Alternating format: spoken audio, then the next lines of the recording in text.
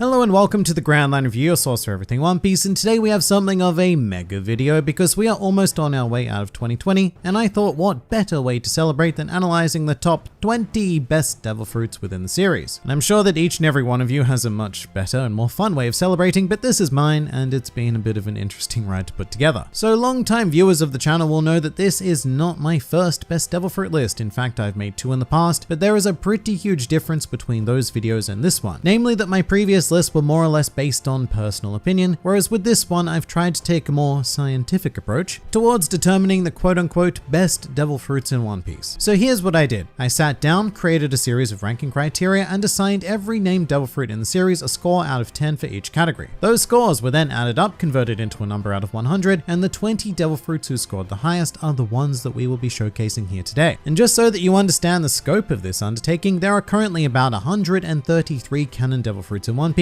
and I went through each and every one of them. So I've spent a lot of time analyzing entirely fictional fruit, so please do justify my life choices by hitting the subscribe button for the Grand Line Review, which will also grant you regular One Piece content uploaded straight into your YouTube feed. And like any good middle school science assignment, I am going to go through my methodology before we begin. Now, if you don't care about such things and just want to start the countdown, then please do feel free to skip to this time, but I would encourage you to stay because there may be some surprises on this list, and if you don't understand the criteria, well, that could get tricksy for your brain. And for those of you who really don't care, please do stay anyway, and I'll have this slideshow of suggestive Nami images to keep your attention playing in the corner while the rest of us look at some science. But basically, each devil fruit was ranked by the following 4 categories, the first of which is power. And this is the typical way in which most fans will analyze devil fruits. This category is about pure, raw combat and just how strong a fruit's abilities can make you. Now, the next section is utility, and this is all about how beneficial a devil fruit can be for use in daily life. Because the thing we often get wrong when looking at the best devil fruits is automatically assuming that best means most powerful. It doesn't, and fruit that can completely change your day-to-day life are also well worthy of consideration when we're talking about the best, so that has its own category. And the third section is potential, which mainly exists to balance out the fruits in the series that were possessed by terrible wielders. So fruits with great potential power that we have no demonstrated evidence of. Because it's not the fruit's fault that they weren't used well, but this category also goes on to favor devil fruits that have demonstrated uses beyond their initial power granting. Like say the Gomu Gomu no Mi is a fruit that would do really well in the potential category because it has demonstrable evolution. And finally, we have my favorite category, which is detriments. This final section is designed to account for fruits that actively curse their users more than usual. Devil fruits that come with innate negative qualities that users need to overcome. So a high score in the detriment category means that a fruit has very few negative outcomes, whilst a low score in this category means that a fruit has major negative impacts on your lifestyle. And to be honest, this last category won't be too important for this list. It will be focused on a hell of a lot more in the worst devil fruit list, but I feel like it is important to account for because detriments almost never get taken into consideration. And so basically every fruit then gets assigned a score out of 10 for these 4 categories. Those are added up to a number out of 40, and then I converted that directly into a score out of 100 because that's a much nicer number to deal with and gives you a better overall impression. I mean, for example, saying that a fruit scored 90 out of 100 gives you a much better impression than saying, say, 36 out of 40, which is stupid. And just as a bit of an intro example of how this system works, one fruit you will not see on this list is the Gura Gura no Mi, and you might initially think that's a bit absurd because it is the strongest paramecia in existence, and you're right, so it satisfies one of our 4 categories. Meanwhile, its scores were not so great in the others, especially utility, because other than mass destruction, there's not a lot of day-to-day use with it, and it gets saddled with detriments such as being difficult to control and causing friendly damage. And in this case, it achieved a total score of 73.75 out of 100, and I did find at least 20 fruits who outdid it. More, actually. But with that example out of the way, let us get into our top 20 results, commencing with, rather predictably, number 20, which will be the Horo Horo no Mi. So we are starting this list off with a very high mark because this fruit is far above average and a good all-rounder. In combat, it gets slapped with a solid 9 if just for the fact that it will make 99% of opponents immediately incapacitated and surrender. And if they don't, well, we have explosive ghosts to chuck at them for days, none of which can be impacted by any attack or defense in this world. In fact, at this moment, we don't even know if Haki affects these ghosts, which is pretty wild and insanely powerful. The utility category is also pretty damn crazy, as summoning an army of ghosts to do your bidding is a fine way to spend life, and indeed a post-time skip Perona can even levitate, and yes, this is Perona, it's not an astral projection, although this fruit also lets you do that. The fruit really only loses points for not having a truly infinite amount of utility, and its potential is limited, given that it mostly involves features that exist on a different different plane. And the only detriment I could really think of is that the user does have to leave their body vulnerable to access astral projection, but that's all. Otherwise, this is a great and incredible fruit to begin with. Now moving on to number 19, I'm going to say right here and now that Zoan fruits don't feature too heavily on this list, but one of the rare examples of a fruit that is simply too good to ignore is the Hitohito no Mi Model Daibutsu. Because mythical Zoans are always something to take notice of, especially when they come with an innate shockwave ability that rivals attacks performed by the strongest Paramecia fruit. And becoming a big old Buddha does come with some nice utility, because transforming into a giant allows you to do all sorts of things that a regular afro-clad human simply could not. However, I do think that being a giant hits a ceiling fairly soon. It does also have a higher score in potential because we've really only caught the briefest of glimpses of this thing's full power, and it may very well come with an aspect of mental enlightenment, being a Buddha and all. And as for detriments, turning into a giant is actually a pretty big detriment because it's much harder to control your movement in a society that is unapologetically designed for regular humans, and you would need to be very, very careful when you transform. I mean, for example, if you were to transform on a particular size ship, then the weight of the Golden Buddha might even sink it, so stuff like that is a consideration. But it's still a pretty great fruit, as is number 18, which will be the Magu Magu no Mi. And this is probably a good time to mention that fruits were sometimes tied in terms of overall score, and in that case the tie had to be broken simply by my personal opinion, which is why in this case the Magu Magu ranks higher than Sengoku's Hitohito no Mi Model Daibutsu. But here we have the fabled devil fruit with the highest offensive power, so it gets a perfect 10 there quite easily. Utility and potential both have an 8, and most of that comes from the fact that it is simply a Logia fruit. In terms of elemental creation, Logia have a demonstrated ability to create more or less whatever they want out of their elements, which is pretty damn useful to say the least. But in this case, the Magu Magu does lose points because magma is a destructive element, which thus limits its utility and potential more than a friendly element would. Like for example, I'd rather live in a castle made of ice than a castle made of raging hot magma. And being a destructive element is also why it lost points for the detriment category. This fruit is a massive, massive liability to everyone and everything around you. You would need to be so damn careful anytime you activate these powers, because one stray drop of magma can do untold harm. But with that said, still an undeniably great fruit, however,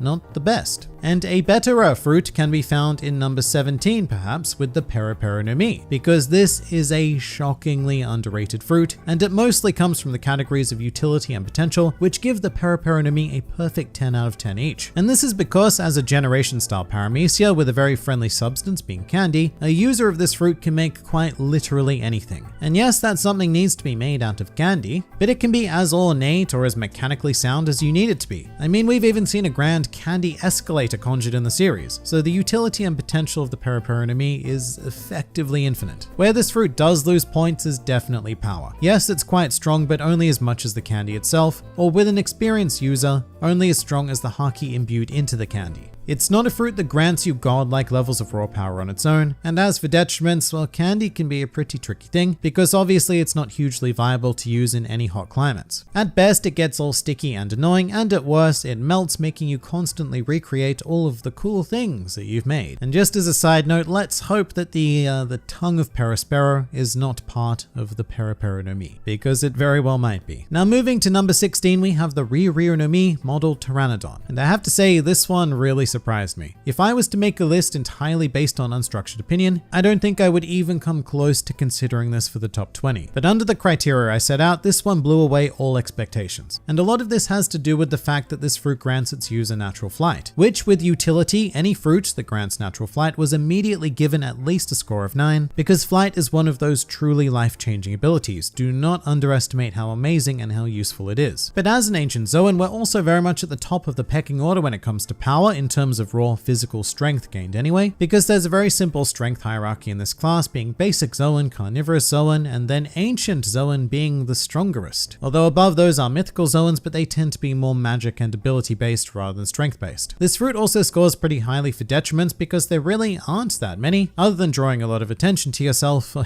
being a flying dinosaur. But I have to say I also can't see a huge amount of potential in it either. I mean, yes, you can potentially awaken the fruit, but I really don't know how much further we can push push it beyond what we've seen. However, what we've seen is still pretty damn cool. Just like number 15, which is the Zushi no Mi. Another fruit now that I think can be quite underrated because being able to control gravity is absolute insanity and is an easy 10 for power. Because I maintain that if you give two people of equal skill the choice between gravity and magma and ask them to fight, the one with the gravity power is almost certainly going to win. This fruit also has a fun non-combative use in that it allows its user to float and transport themselves by lowering gravity. It's a bit of a convoluted method of travel, but it is definitely there. The potential is also pretty sky high because gravity is a core governing principle of existence, so being able to manipulate it opens up a whole new realm of possibilities. It is very tricky to handle though, and like the Magu Magu, it comes with a high chance of collateral damage. Once again, you need to be incredibly careful when activating this fruit's powers, and that leads to its detriment score. And all of that stuff smushed together overall lands the fruit at number 15. But as for number 14, we now have the Ato no Mi. And this one might be a bit of a surprise, but stay with me. This fruit does not achieve a perfect score in any single area, but it comes pretty damn close in all of them. And I think this fruit gets heavily underrated mainly because of its user, Jola, but the seemingly arbitrary ability to turn anyone or anything into modern art is phenomenal. If we're looking at power, this is a one-shot victory. If you get hit by this ability, you're done. And the only way you have any chance whatsoever is if the user did something so incredibly dumb, like getting tricked by a panty-obsessed skeleton. That is the one and only true counter to this fruit. But this is one of those rare fruit powers that will even one-shot an Emperor of the Sea if the ability lands. But transforming those things into art comes with a huge range of utility and potential as well, because you can now control those things and use them to do effectively whatever you want. And furthermore, this fruit has almost no detriments. The only thing I can think of is that it does have a slightly annoying activation requirement, which involves throwing bubbles, and I guess if you don't like modern art, then that might be a bit of a detriment for you, maybe. And that's a shame, but otherwise this fruit is criminally amazing. And now for number 13, we have the Tori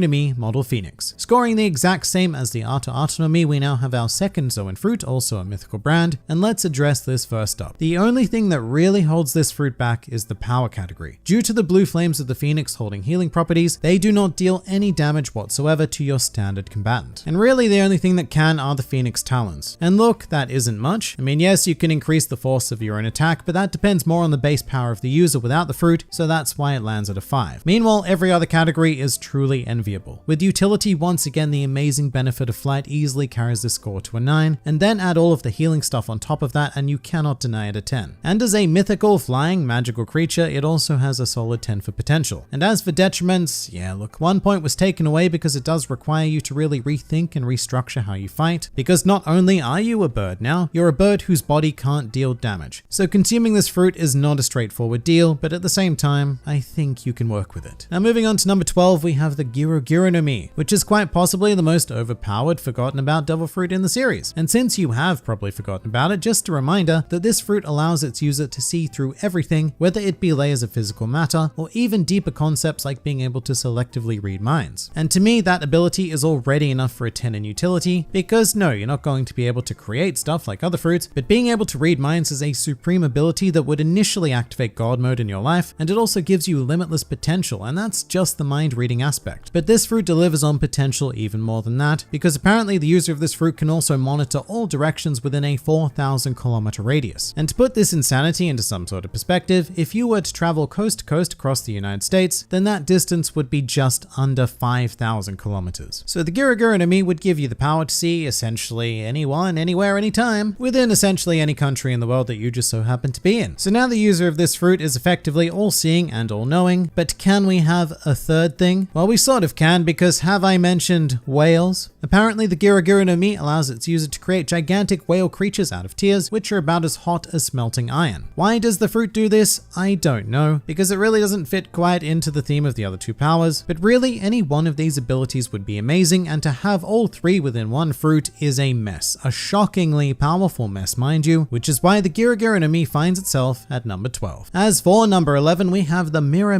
no Mi. Mirror, mirror on the wall, who is the worst Charlotte sibling of all? I mean, it's Flampe, obviously. Brulee is amazing. And so is this fruit, because I have one word for you. Pocket Dimension, which is actually 2 words, but I don't care. I really cannot think of many things more useful and more full of potential than a seemingly infinitely expanding pocket dimension that gives you easy access to quite possibly anywhere in the world you'd like to go, so long as there is a mirror. Storage, transport, defense, you name me a thing, and this pocket dimension is almost certainly going to assist assist you. And that's not even the end of it though, because at least seemingly one conjured mirror acts as a perfect defense, capable of reflecting any attack back at an opponent. It's sort of like the Bari Bari no Mi, but better. Although the mirror itself is much smaller than Bartolomeo's barriers, but still it is better. Plus, the user can transform themselves into mirror images of targets, and then go on to force those targets to imitate the actions of the user due to the logic of mirrors, I guess. Now, I will say where this fruit loses points is power, because the only true power it grants is dependent on the opponent of the user. So that could be quite a lot, and it could also be quite nothing. And it also does take a 2-point detriment just due to the fact that it does require a massive series of mirrors, many of whom seem to be sentient as well, by the way, to make the most of the mirror world feature. Easily broken mirrors as well, which is a problem. But still, this fruit is ludicrous and easily one of the best powers that this series has ever showcased. But moving into the top 10 now, we will start with the Ope Ope no Mi, and now we have one of the most broken fruits in all of One Piece. The Ope Ope no Mi is so powerful that Oda really needs to dumb down his writing and just sort of pretend it doesn't exist a lot of the time. The user of this fruit can effectively play God with anyone or anything caught within a room. Cut them up, swap their bodies, remove people's hearts in mini rooms, and teleport things. You can do basically whatever you want. And that's why we have a perfect 10 for power and shockingly high scores for utility and potential, because when you're given the powers of God, that turns out to be pretty useful. What definitely holds the Ope Ope no Mi back is the cost of its use. Firstly, one does need to create a room which puts a limit on the power, and yes, you can extend that room to quite an amazing range, but after a while that will come at the cost of stamina and even potentially life force. And as a further detriment, if you did want to use the crowning ability of the Ope Ope no Mi, being the perpetual youth surgery, well, that will cost your life. So that's a pretty big detriment to me. Still, the rest of the fruit's costs are almost certainly worth the rewards. Moving to number 9 now, we have the Nikyu Nikyu no Mi. Now, in very simplistic terms, this fruit gives its user the ability to push things. Push things with plush new paw pads that become permanently affixed to the hands of the user. And this is so much better than it sounds. Much like Brulee's mirror defense, the Nikyu Nikyu no Mi is able to counter any attack the user is presented with, and on top of that, it's also capable of generating its own attacks by pushing and condensing air to the point where it becomes a series of increasingly devastating shockwaves. As for utility and potential, this fruit can either send you or a thing or a person of your choice anywhere in the world. You just get pushed and then 3 days later, you're there, which can also be invoked as a sort of short-range teleport style effect. But the really weird and kind of mind-boggling thing is that this fruit can even push away intangible concepts such as pain, thus resulting in the instant healing of all pain and fatigue. The only real detriment to this fruit is how very hand-based it is, and the user needs to be very on top of their game. And I suppose growing paw pads may also mildly impact your lifestyle, maybe, but that's it. Otherwise, we have yet another ridiculous fruito. And they will only get more ridiculous as we step into number 8, which is the Gasu Gasu no Mi. And now we have our second Logia type fruit to appear on this list, which gives the user the ability to conjure, manipulate, and become gas. What kind of gas, you ask? Well, I guess any kind of gas. This fruit is everything that the Moku Moku no Mi wishes it was. Whilst not being given a super great score for power, the ability to remove all oxygen from any given area is quite notable and will result in an easy victory on 99.9% of occasions. Not to mention all of the other ways to wield gas in combat and your innate Logia state. But given that gas is such a general substance, this is very much like the gravity argument again, because being able to manipulate such a fixture of existence holds so much potential, and as such, it's almost a shame to see it being used as a weapon by the crazed Caesar clown. Becoming gas also allows you to fly through a propulsion system, which as we know is an easy 9 for utility. There aren't that many powers that can change your day-to-day life more than flight. And your detriments are quite minimal. Just be careful not to suffocate or explode those close to you, and bam, you've got yourself one fine fruit. Perhaps not quite as fine as number 7 though, the Ito Ito no Mi, because this fruit is ridiculous. The ability to create and manipulate strings has been seriously abused in One Piece. As with most generation style paramecias, the Ito Ito no Mi was given a magnificent score for utility and potential because, as demonstrated by Doflamingo, you can essentially craft anything. Living puppets, giant bird cages, entire string clones that come complete with realistic coloring somehow, and even temporary internal organs. Add the idea that these strings are both incredibly sharp and nigh on unbreakable, and that gives us a solid score for power as well. The only thing that even mildly lets down the team here is the detriment area, because this fruit can't just be used by anyone. It takes a pretty sharp-minded individual to make the best use of the Ito Ito no Mi, and given how crazy powerful these strings are, there is also a huge chance of unintentional damage or even death caused by whimsical activation. So